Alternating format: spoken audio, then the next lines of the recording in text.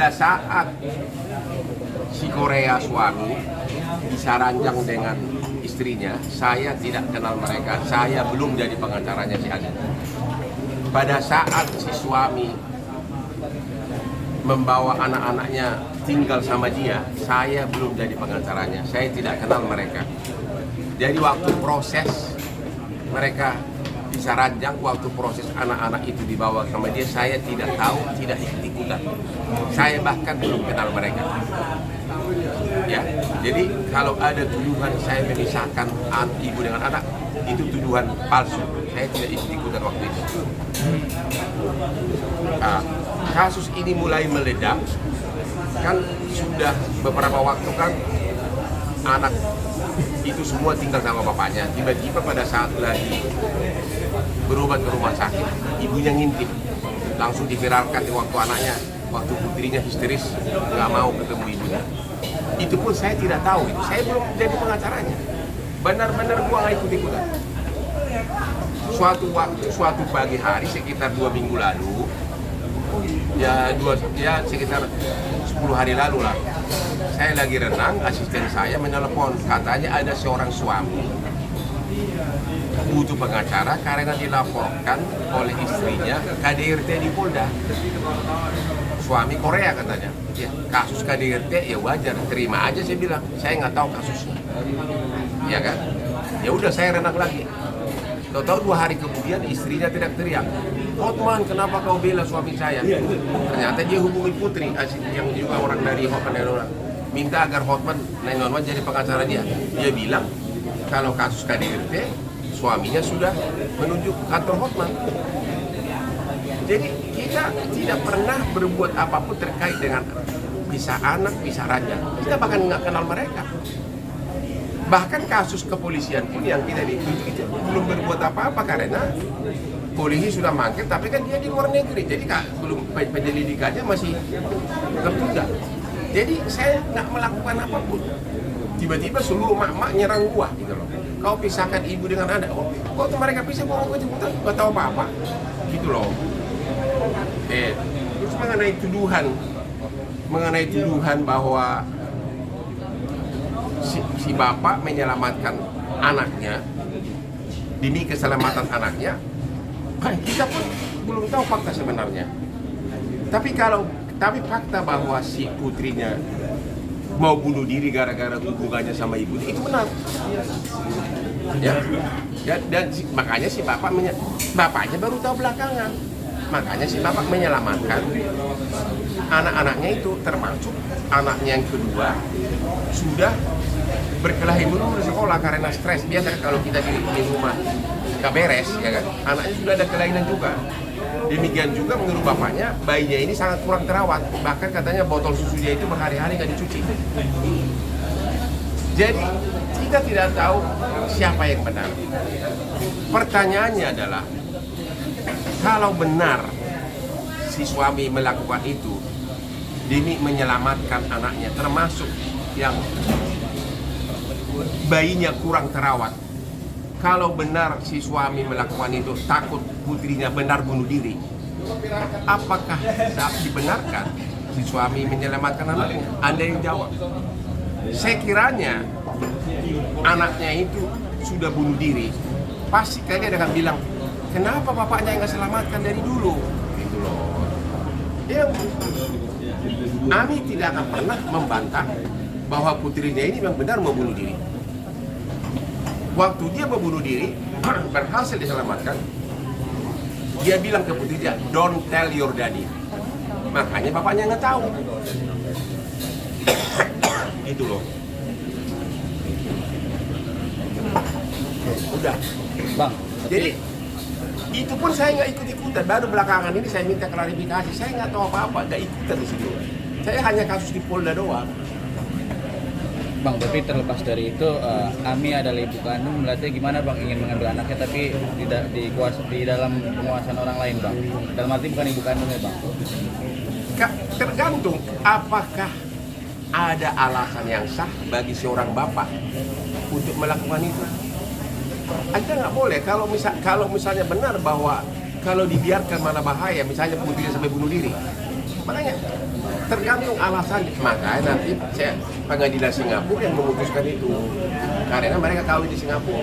Jadi kalian jangan menjudge dulu sebelum tahu fakta sebenarnya. Kalau yang dituduhkan putrinya itu benar, coba gimana? Yang bisa saya bantah bahwa itu bukan di brainwash adalah yang memviralkan itu duluan siapa? Wajah anaknya. Itu siapa? Di Instagram siapa? Siapa? Ibunya. Kan waktu mereka ke rumah sakit kan nggak tahu bahwa ibunya ngintip di balik pintu. Lihat nggak? Udah disiapkan tim kamerawan. Langsung putrinya histeris, nggak mau mama. Apa itu di brainwash? Begitu lihat ibunya histeris ketakutan. Jadi memviralkan dulu wajah anaknya siapa? Ibunya, Instagramnya, di mana-mana. Kan viral itu kan. Itu loh. Jadi ada yang mengatakan, kenapa Richard Lee? Munafik lu semua lo main tuduh aja lo. Apa alasan karena asuransi mungkin? Saya nggak tahu. Kita nggak tahu. Tapi yang jelas, kalau anaknya meninggal, ibunya akan dapat setengah dari uang asuransi, setengah bapaknya. Total uang asuransinya $4 juta keluarga itu. Ya kita nggak tahu. Makanya kita nggak bisa menduga-duga.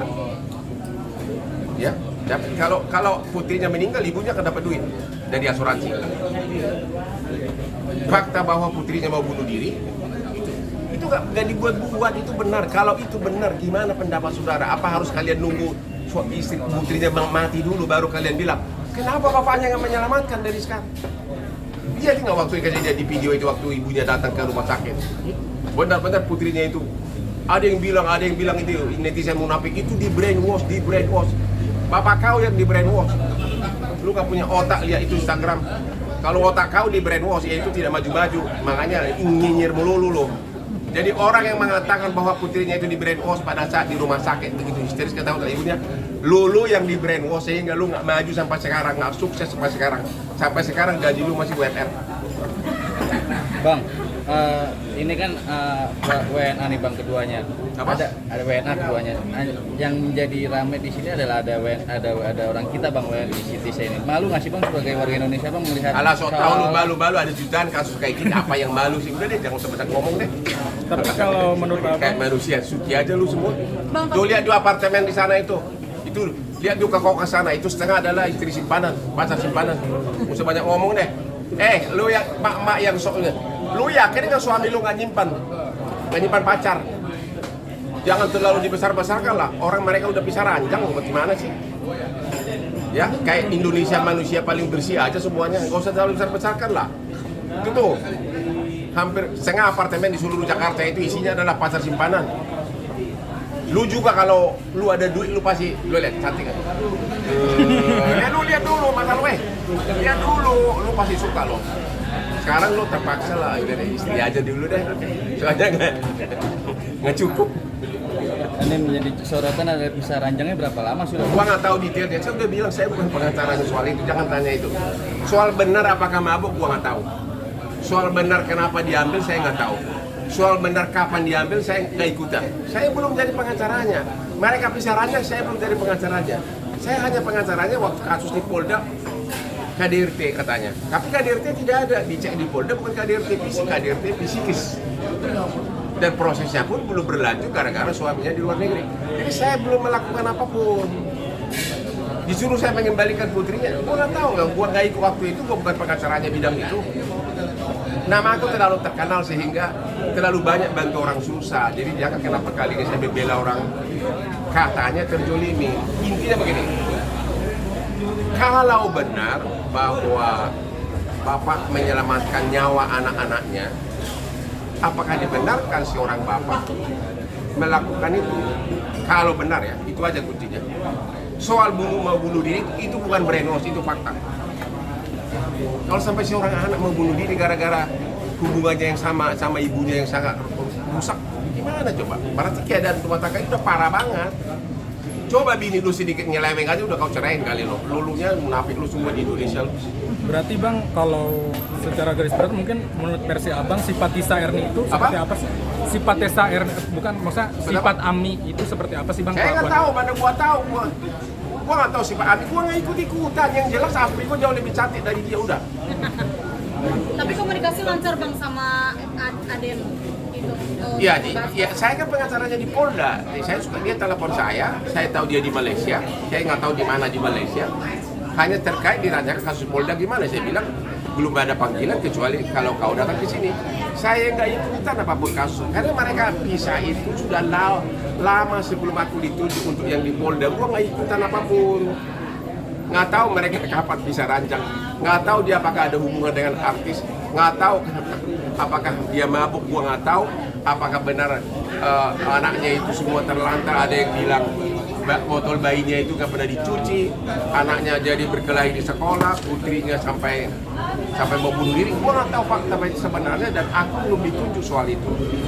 Makanya sebelum kalian manusia muda manusia munafik menuduh aku, cek dulu, introspeksi dulu dirimu.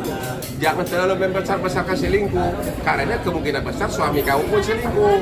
Di Indonesia tingkat perselingkuhan paling tinggi di Indonesia dan Malaysia. Sugar daddy paling banyak itu di Malaysia dan di Indonesia. Cek dulu hati suami kamu gimana, jangan terlalu menuduh. Nanti kalau anak kamu kena narkoba, pasti kamu mencari pengacara untuk bela anak kamu. Jadi jangan salahkan pengacara. Sekali lagi saya tidak ikutan waktu mereka pisah, saya tidak ikutan, belum kenal mereka waktu anaknya dibawa oleh suaminya. I had nothing to do with that. Oke, selesai.